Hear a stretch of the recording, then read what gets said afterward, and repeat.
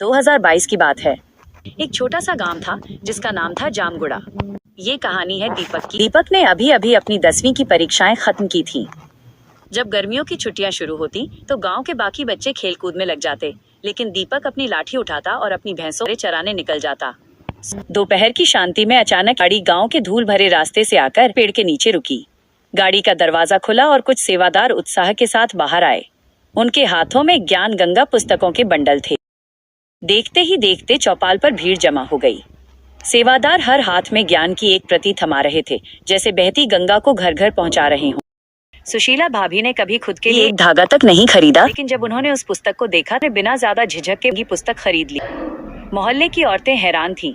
उसने अनपढ़ होते हुए किताब क्यों खरीदी?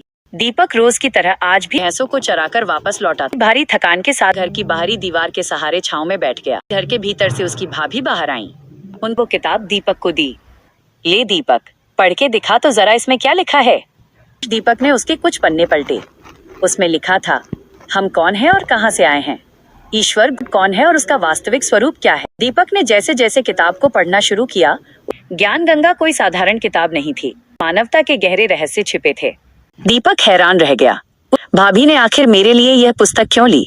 कंजूस सुशीला भाभी। जब भी गांव की गलियों में कोई बर्तन वाला अपनी साइकिल की घंटी बजाता या कोई साड़ी बेचने वाला अपनी गठरी, कीमत सुनते ही भाभी से बिना साड़ी लिए घर लौट आई, भैंसों को चराकर वापस लौटा। वहीं दीपक रोज अपने कमरे का दरवाजा बंद कर ज्ञान गंगा नामक पुस्तक के पन्नों में खो जाता था। जहां उसके उम्र के अन्य लोग बाहर मेल जोल और मनोरंजन में समय बिताते थे, उसने किसी को कुछ नहीं बताया।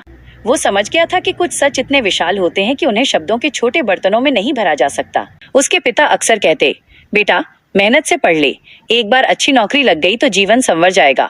दीपक सिर हिला देता, पर उसका मन कहीं और ही था। उसके कानों में वो शब्द गूंजते, मानुष जन्म दुर्लभ है, मिले न बारंबार। अर्थ है, मनुष्य का जन्म बहुत कठिनाई से मिलता है, ये बार बार प्राप्त नहीं होता। आज के लिए इतना ही। अपनी बात खत्म की है। आपके अगले वीडियो का बेसब्री से इंतजार रहेगा।